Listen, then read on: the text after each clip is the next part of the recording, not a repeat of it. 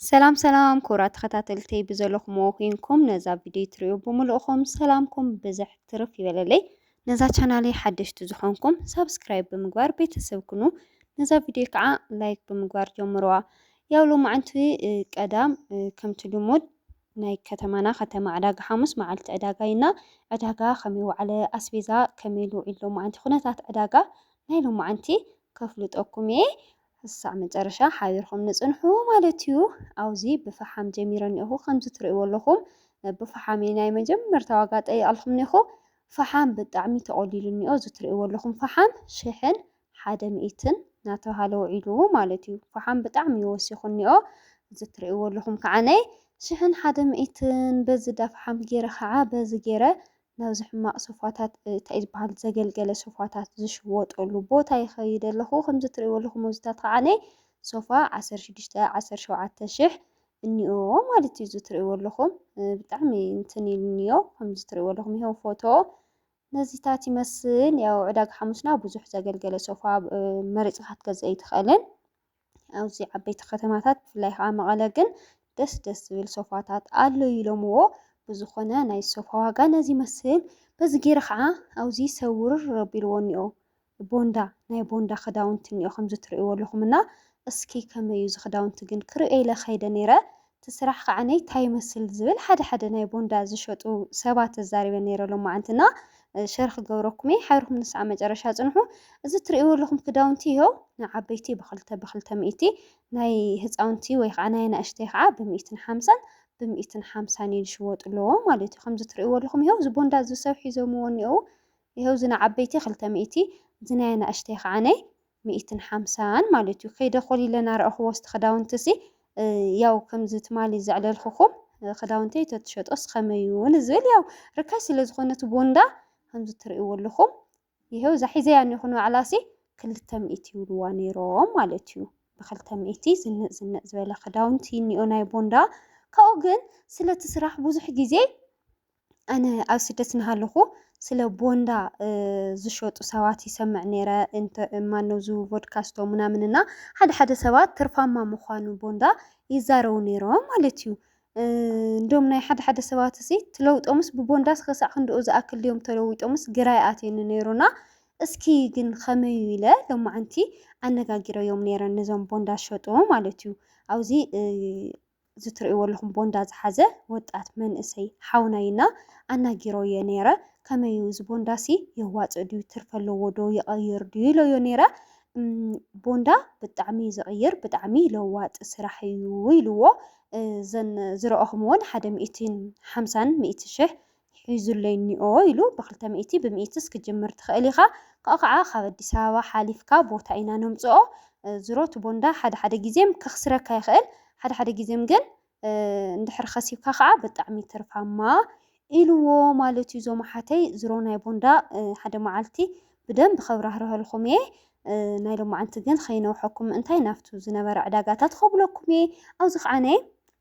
ጀበና እዛ ትሪእዋ ኣለኹም ጀበና ዝበሰለት እዚታት ዝቀያሕቲ ከዓ ዘይበሰለ ዝፀለምቲ እኒኦ በሲሉ ማለት እዩ። ከምዚ ቀይሕ ዓይነት ኮይኑ እኒኦሲ እዚ ፀለምቲ ብፀሊም ከለር እኒኦ ዝበሰለ እዩ። ዝበሰለ 120 ዘይበሰለ ከዓ ናይ 100 ይሽወጥ ማለት እዩ። እዚ ናይ ባህላዊ ጀበና እዚ ትሪእዎ ኣለኹም ከዓ ኣብ 150 ክሳዕ 180 ሎማዓንቲ እናተሸጠ ውዒሉ። ያው ናይ ጀበና ዋጋ ብዙሕ ዝጋነነ ይኾነን። ብጣዕሚ ዝገርመኩም ነገር ግን ኣብዚ ሕዚ ግዜ ብጣዕሚ ዋጋ ዝወሰኸ ናይ ኣቑሑት ገዛ ዋጋ ብጣዕሚ እየ ተገሪመ። ብሰፊሑ ናይ ባዕሉ ቪድዮ ከምፀልኩም እየ። ግን ሱቕ ኢለ ንእግረ መንገደይ እናሓለፍኩ ጠይቐ ነይረሲ ብጣዕሚ ከቢሩና ገሪሙኒ። ኣብ ሓደ ዓመት ሲ እንታይ ዓይነት ኣፈላላይ ከም ዘምፅአ ብጣዕሚ እየ ተገሪመ። ዝሮ ክሳዕ መጨረሻ ሓቢርኩም ንፅንሑና ኣብ መወዳእታ ክሪአኩም እየ። እዚ ጀበናታት ዝትሪእዎ ኣለኹም ግን ይኸው ካብ 100 ጀሚሩ ክሳዕ 180 ይሽወጥ ማለት እዩ ዓድና። እዚ ያው ባህላዊ ጀበና ስለ ዝኾነ እምበር እቲ ሓደ 250 300 ዝበፅሕ ኣሎ እዩ። እዚ ትሪእዎ ኣለኹም ጀበናታት ግን ዋግኡ ከምኡ ይመስል። ኣብዚ ከዓ ዳስፈና ታንቴል ከይደ ነይረ። እዚ ትሪእዎ ኣለኹም መኻንብያ ምስ መውልዑ ቁርሱ 1,700 ነይሩ ዝሓለፈ። ሕዚ ከዓ 2,000 ይብልኡ ነይረን ማለት እዩ። ክልተሽሕ መነሻ ያው ተዋጊኻ ክሳዕ 1800 ገለ ኸባኻ እንድየን ኣብዙ ዝሓለፈ ግን 1700 ነይሩ ሕዚ 300 ተወሲኹ እኒኦ ኣብኡ እኒኦ ቶባታት ከዓ ማነው ማዕተባት ከምዚ ትሪእዎ ኣለኹም ማዕተብ እውን ታንቴላት ይሽወጥ እዩ ታንቴል ኣብ ዓድና ንቶባ 120 ንመስርሒኡ 150 እዩ እኒኦ ሕዚ ሓንቲ እዛ ትሪእዎ ኣለኹም ብፒንክ ከለር 3 ቶባ እያ ኢሎምዋ ብጣዕሚ ተገሪመ ናይ ሎሙ እኒኦ ማዕተብ ከዓ ከምዚ ቀደም ዝገደፍኩምዎ ይኾነን ዝሮ መስርሒኡ ከም ዝብለኩም ኣለኹ እዩ ኣብዚ ከዓ ጊባቦታት እኒኦ ጊባቦታት ከዓ ካብ 2000 ጀሚርካ ክሳዕ 2008 ነይሩ ሎማዓንቲ ዕዳጋ ዝጠየቅክዎ ማለት እዩ በዚ ከዓ ወሪድና ናብ ናይ ኣስቤዛ ዋጋ ክነእትወኩም ኢና ካብዚ ጀሚርካ ከዓነይ ኣስቤዛ ኸ እንታይ ይመስል ነይሩ ሽጉርቲ ኮሚደረና ሓደ ነገራት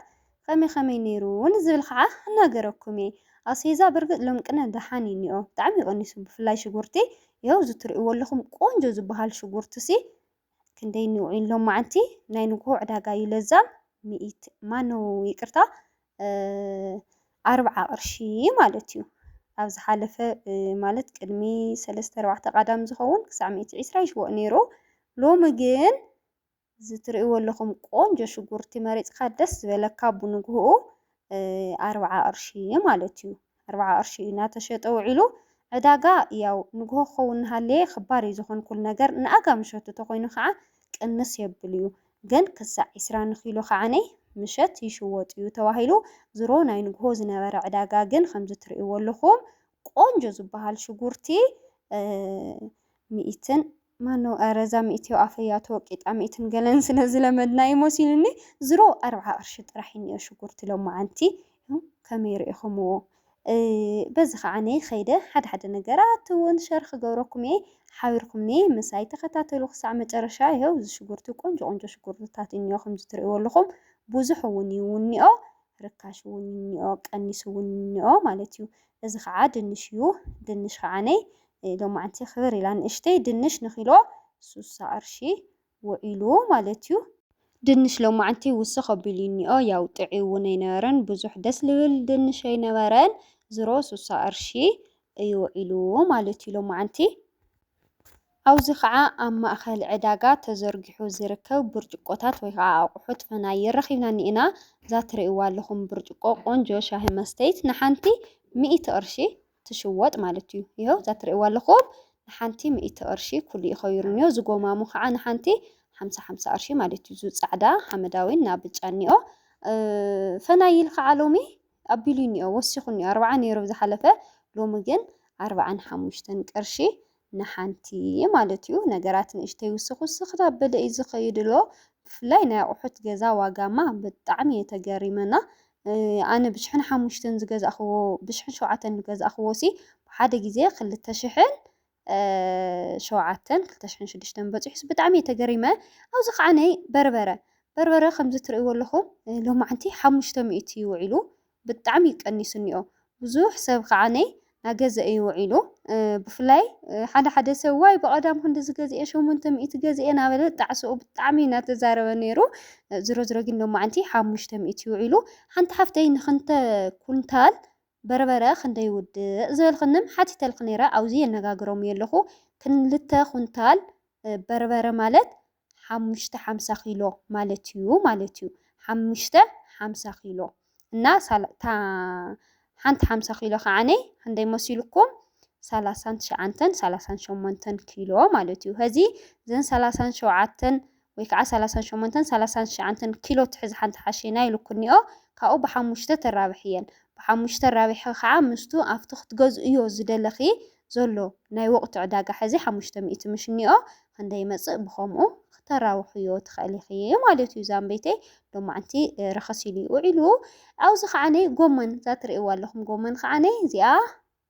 እስኪ ገምቱ ከይነገርኩኹም 20 ቅርሺ ማለት እዩ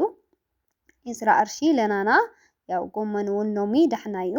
ኣብዚ ከዓ ኮሚደረ እኒኦ ደስ ልብል ኮሚደረታት እኒኦ ኮሚደረ እውን ቀኒሱ እኒኦ ንኪሎ ዝትሪእዎ ኣለኹም ቆንጆ ኮሚደረ 40 ቅርሺ ማለት እዩ ኣብ ሓደ ከዓ 50 ቅርሺ እናተሸጠ ውዒሉ እዩ ዝሮ ይኸው እዚ ቆንጆ ዝበሃል ኮሚደረ እዩ እኒኦ 40 ቅርሺ እናተሸጠ ውዒሉ ብጣዕሚ ቀኒሱ እኒኦ دحانيو እግዚአብሔር ይመስገን ከም ኢሉ يقصلو نشتي دونجي بللنا طرحكم إلو مالتيو ይኸው ናይ ኣስቤዛ ዋጋ ነዚ ይመስል ሓቢርኩም ኔክስ ዓመት ጨረሻተ ተኸታቲልኩም ከዓነይ ሓደ ነገራት እውን ሸር ክገብረኩም እየ ማለት ኢና እስኪ ናይ ኣስቤዛ ዋጋ ክሳዕ ሕዚ ከመይ ርኢኹምዎ ብቻ ቀኒሱ ድሓን እኒኦ ከም ትብሉ ኣይጠራጠርን ምክንያቱ ኩሉ ግዜ ከም ትዛረበኩም ኣስቤዛ ብጣዕሚ ተቆሊሉ ነይሩ ሕዚ ግን ድሓን እኒኦ ማለት እዩ ሓደ ግዜ ዋላ ከዊሩ ንባዕሉ ዝሰኣነሉ ግዜ ኣሎ ድንሽ ሕዚ ብጣዕሚ ይኸብር ግን ከዓ ይሰኣን እውን هذا شجرت بتاعنا قنيسونيو جن خامعات شجرت خاينيو مالتيو قنيسونا هاليس دس لول مريصكا دس وهال شجرت تاتينيو يلكم بزخونه دحاني نايلو مع انت عداقه كاو او زخعني تاي خريكم بز غيرهم منعناي مساي لأجر من قدهم ناي عدنا عداقه تاي مسل حزبنا ابز حز غيزه زلو خونتات نارئكم ይኸው እዚ ኣብ ስደት ኮንካ ክትሪኦና ሃለኻ ከመይ ከም ዝናፈቐካ ውይ በስማም ከምዚቱ ህዝብናሲ ብፍላይ ከዓ ሙሉእ ሰላም ረኺቡ ከምዚታት ኢሉ ኣስቤዝኡ እናሸቀጠ እናተንቀሳቐሰ ክትሪኦ ብጣዕሚ ኢኻ ትደልና እግዚኣብሔር ይመስገን ኣብዚ ሕዚ ግዜ ከዓነይ ካልእ ሰኣነ ገንዘብ ሕፅረት ምናምን ገዲፍካ ከምዚ ትሪእዎ ኣለኹም እዩ እኒኦ ህዝብና ይብለኩም ኣብዚ ከዓነይ ካሮት እኒኦ ካሮት ንኪሎ 50 قرش ዝትሪእዎ ኣለኹም ቆንጆ ካሮት 50 قرش ንኪሎ ናተሸጠ ውዒሉ ማለት እዩ ያው ዝምስኡ እኒኦ ኮሚደረ ከዓ 50 ጉዕ ከዓነይ ንርብዒ 50 قرش ማለት እዩ ጉዕ ንርብዒ 50 قرش ንፍርቂ ርብዒ ከዓ 30 ማለት እዩ ብሕሳብ ሱሳ ያው ከምዚ ትሪእዎ ኣለኹም እዚ ሽጉር እዚ እንታይ ይበሃል ድንሽ እዩ ድንሽ ያን ያክል ዕጋቢ ድንሽ ኣይነበረን أوز خاني موزنا برتقان النيو زترقوا لهم موز نخيلو 9 قرش شوت أو عداقة يخوين بي 100 قرش شوت ما نمعلتي لومجن أوز عداقة 9 قرش شوت مالتي كيلو خعز انترقوا لهم يوم لقرمكم نقر خاني برتقان ويخا أرنشي نخيلو 500 جن رأيون مو فرق خيلوس زن سلست زي نقاس كمي يولوها بتعمية تجرمات تمزاني بتعمي برتقان بزالايم كباريو لكم بزجرنا خا عداقة موصي إني عدنا ناخدنا أو زدا أحد أتينا نايا أحد واقع عيد إيه ألكم لكم زي دي خوين إني زات رئوا لكم تلفا خلتمي إتيا زات رئوا لكم باديلا خاني شح قرشي مالتيو زا شحانة زي أخاني كل التمي تقرشي نحنتس كل التمي تقرشي أو زي نايا أحد واقع خلي مع الخريقكم أو زي زات رئوا لكم أتكلت مقامات إتيازي أيا حمشتن يوعا واقع أخندي مسيلكم شحن شومون تميتن تشوت زات رئوا لكم مالتيو كالو أتطيقوا أحط نيروست واقعوس بتعمي قرمي هوزو تدرداري أقارات بتعمي خبار زات رئوا لكم زي أخعا 4 تميت تشوت يهو زاب عالتمت حازيتني أزخونا نقر مفلحي 4 تميتي مالتيو እዚ ትሪእዎ ኣለኹም በራድ ነገር ምስ ቦርጭቅኡ ከዓነይ 2500 ይሄው ዛ ትሪእዎ ኣለኹም ብጣዕሚ ያወሲኻኒኣ ብጣዕሚ የተገሪመ ማለት እዩ ዝሮ ንማዓንቲ ዝነበረ ዕዳጋ ነዚ መስል ነይሩ ናይዚ ትሪእዎ ኣለኹም ኣቑሑት ዋጋታት ግን ሓደ መዓልቲ ከይደ ኩሉ ቀሪፀ ከምፅአልኩም እየ ክሳዕ መጨረሻ ስለ ዝተኸታተልኩምኒ ብጣዕሚ እየ ዘመስግን ላይክ ሼር ሰብስክራይብ ምግባር ሕዚ እውን ኣይትረስዑ ተሰናይ ንዓኹም ቻው